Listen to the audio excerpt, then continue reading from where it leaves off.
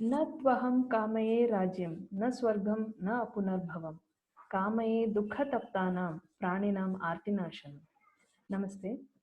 Today we have with us one of our renowned Ayurvedic physicians from Mysore, Dr. Shantala Priyadarshini, who will be speaking to us about Vasudhaiva Kutumbakam. That's one world family. The whole world is a single family. Welcome, ma'am, to the session. Namaste.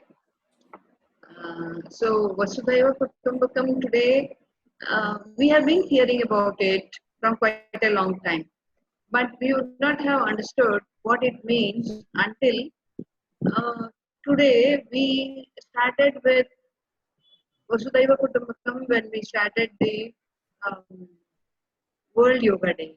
So the whole world became one single family. And now during the pandemic, Bharata, our nation, is standing as a friend to all the people in the whole world. So it is like we are one family. Could you please elaborate us why this program has been called Vasudhaiva Kutumbakam?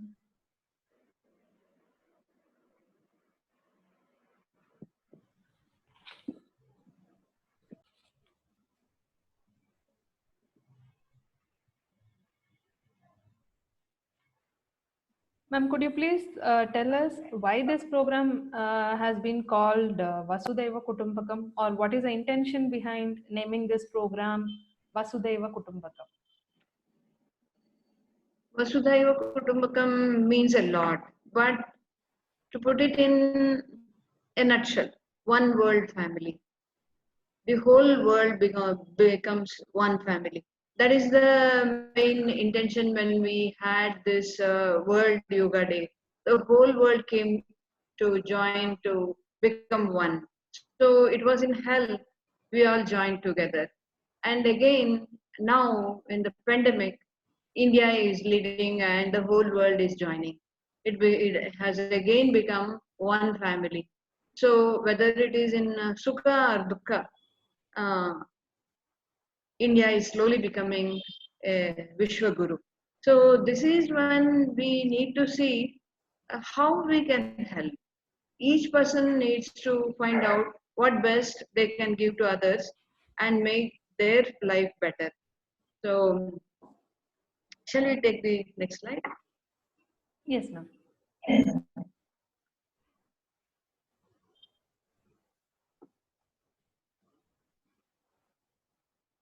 As you can recall, Jai Jawan, Jai Kisan, our previous Prime Minister said that. And then Jai Vignan was added. Now Jai Anusandhan. So we have simply marvelous people leading us, which they just don't say it as a principle. They have not preached it, they have practiced it. So it means this Vasudhaiva Kutumbakam has um, got a lot of importance today. So Daya, Dana, Dharma, all these have become a religion. To be good and to do good, that is the whole of religion. So it has got nothing to do with religion. It is everything to do with Dana, Daya, Dharma, and it becomes Vasudhaiva Kutumbakam. Let's contribute in whatever way it is possible to make this world a better place to live. That's a very good Arogya thought. Bharati, can you say something about Arogya Bharati? You're also involved in Arogya Bharati. So we all started with the principles of Arogya Bharati. Arogya Bharati stands for Dharmarthakam Kama Mokshanam Arogyam Moolamuttamam. And what are the four major issues that we have taken up very earnestly is Swastha Vyakti, individual. Every individual should be very healthy. Then that becomes a family, Swastha Parivar. Then Swastha Gram, the whole village becomes healthy. Then Swastha Rashtra, the whole nation. But we go one step forward and say Vasudhaiva Kutumbakam. So, aim of life. Aim of life, you can see the picture. it is saying that we are seeing that how the bridge between India and Sri Lanka was built in the Ramarajya during Rama's period. So everybody put in some efforts. So today we have police personnel, the doctors, the medical professionals, everybody, the farmers, each and everybody is doing their own job. So every day when we eat, we were not thinking of the farmers, but today when we are having more time, we really need to think about the farmers. So when we go back to what Aragya Bharti says, how a healthy individual should be is like healthy physically, mentally, spiritually, socio-economically. So is it only people living in cities? No, rural, urban, any occupation. So it belongs to everybody, every individual. And then we come to the most important aspect, which we are going to discuss in 4 or 5 sessions with very important people who have been really working on this. So, can farmers be replaced? What are the problems that the farmers are facing? How others can join in to make the farmers rich, the nation rich, the whole world rich? So, farmers produce pulses, grains, vegetables, as you know.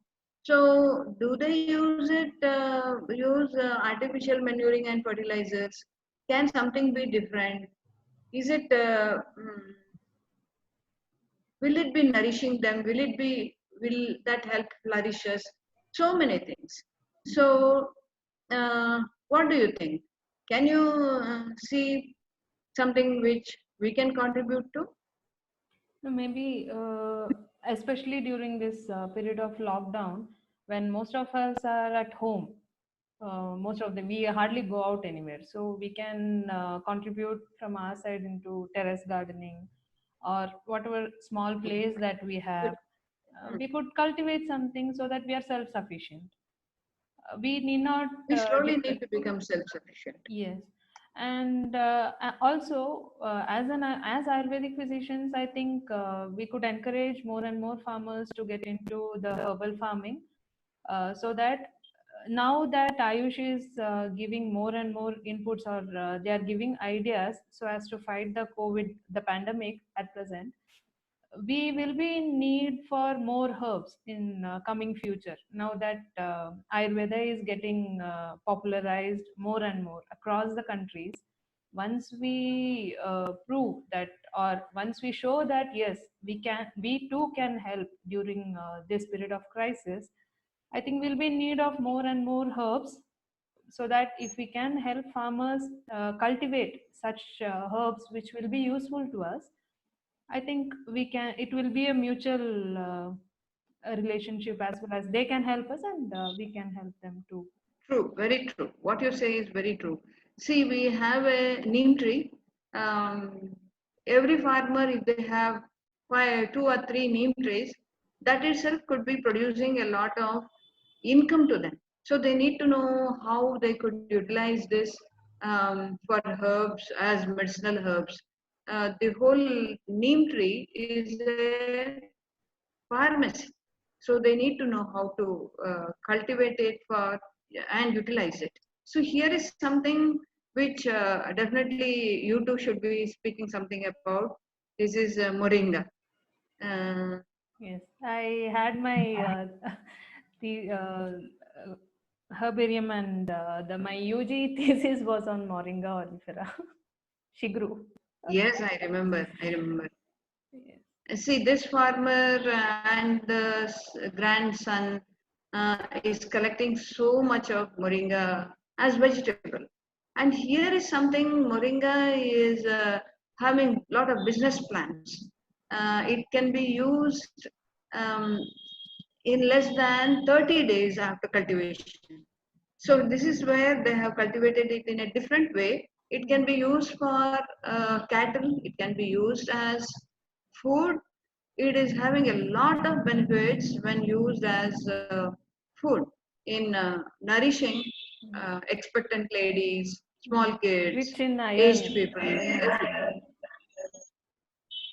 And the most important thing is it is environment friendly.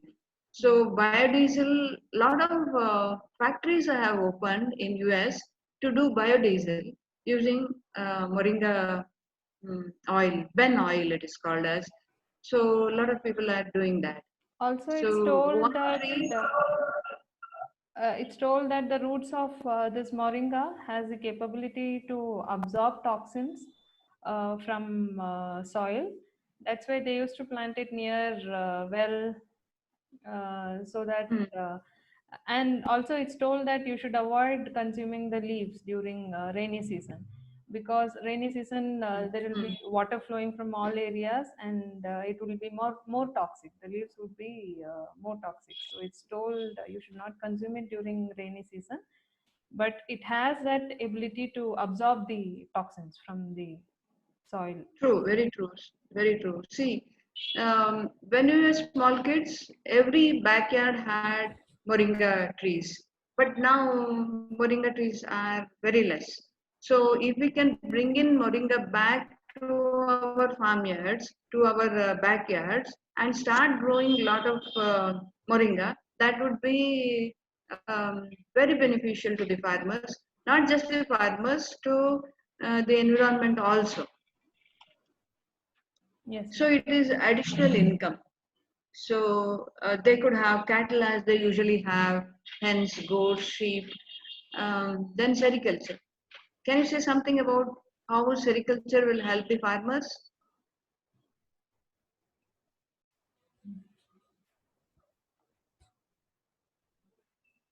So community farming, we need to think of it. So we will be bringing in some important guests who will be throwing more light on community farming and how beneficial it can be for everybody. So it also means herbal cultivation, multiple income for farmers. So if we can catch the students young and help them to understand the importance of farming, then that would be good. Farmers can be rich, then naturally India will become very rich. So you see, here are some pictures wherein when they don't get good price, they just need to throw it out. So here is something wherein Ayurveda can help, small scale industries can help, people can help, utilizing these farm produce more and more. And when they are facing floods, they don't stop working. When it is raining, farmers don't stop working. See, they are working still with umbrellas. So it is so important to understand how hard working farming is. And what happens when floods come? Everything gets devastated. So their life will get a very bad shock. Then the same way in lockdown period, we are seeing that produce is there, harvesting is a difficulty, transport is a big problem, and people don't come to buy. So many issues. So, yes. so this is the lockdown period It's a photos very that we difficult have. challenge to connect the farmers with the consumers, Yes, especially when the we don't have rural transportation. administrative people, the policymakers are doing a lot to see that the farm produce reaches people and all that. But still, it is very hard for the farmers. We need to understand what to do. Then this is also when there is drought, famine. Then medicinal plants can be a treasure for supporting the farmers. Then spices, we grow a lot of spices in India. So how helpful it can be. Then collective herbal farming. Here are some pictures of collective farming. Then if they grow too much, what happens? Then you could say something about Kushmandaleha. When lot of Kushmandas come, the winter melon comes. Yes. Um, What will be the benefits of using Kushmanda? It's actually a method to preserve. Once you harvest the vegetable, it's this preparation is a way to preserve it for the days when it's not available. So this Kushmanda Leha, it's an Ayurvedic preparation which is very helpful for the kids to build their immunity, as well as it provides strength. And nowadays most of the kids, due to the pollution, they suffer from lot of respiratory problems, and they don't have very good appetite. So this acts as a rejuvenator as well, and it helps in building the immunity in kids from a very young age itself. You can start it by as early as 1.5 year, or even 1 year also. You can start giving the Kushmanda Valeha in very minimum dose, and you can continue giving. So this will help the kid to get the strength. Also they put on weight as well, because this increases their appetite, and it's very sweet in taste. They'll kids will just love it. Mm. Mm. Uh, Immunity booster, memory enhancer, and in so many ways it can help. It can also help adults by weight reduction. If they can take that juice with some spices, That's the it beauty. helps them to reduce. That's the beauty. When you use it in the form of lehya, it helps Yes. in putting on the weight. And if you are taking it in the form of juice, it helps you to lose weight. Wonderful vegetable. Yes, yes, very right. So herbal nursery can be a very lucrative business when done properly. Um, the red sanders, you have a lot of demand for that, and we need to have a lot of nursery to cultivate it so that propagation can happen. So collective farming, we have a lot of people coming in to throw light on collective herbal farming methods, and what else can be added, what new methods can be added, so on. So we will wait to get more and more information. But when we go to few issues in Peru, in South America, we have government approved homotherapist. So homotherapist farming has been approved by government of Peru, and they did that only after getting a lot of benefits. You can check on how they have done homa farming in whether it is cabbage or coconut or cucumbers, mangoes, so on. So flowers again is causing a lot of problems, lot of distress to the farmers in the lockdown period. So we will have to see what best can be done. Can you check this mango? What happens by homotherapist? Can you just see the difference between this? Yeah, with using Agrochemical. agrochemicals and pesticides, it's giving just 30,000 kg per hectare. But on applying homotherapy, 84,000 kg per hectare. Yes. Wow. So People might hardly be knowing this. Yes, yes. See how it is produced, and the income. So it is time we really thought of starting homotherapy on whole scale for our Indian farming. So some people have already started. Here in India also we have Vedic farming or Agnihotra farming, and all over the world already people have started Agnihotra farming.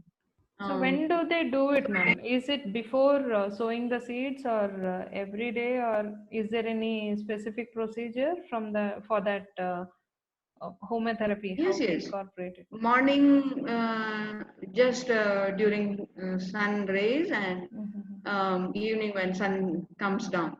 So every zone will have different time, but they can do it in the farm itself.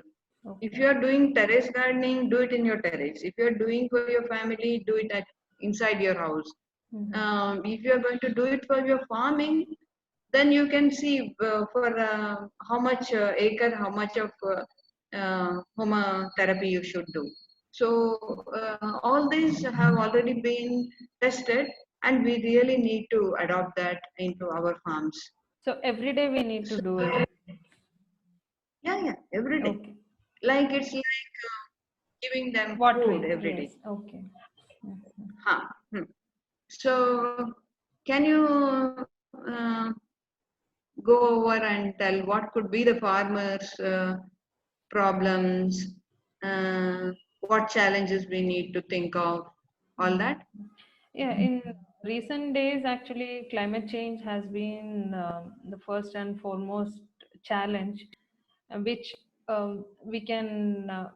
It's very difficult to change it. I mean, immediately change it. So most of them will be having very small and fragmented land holdings, wherein they will be, Less than 2 acres yeah. sometimes.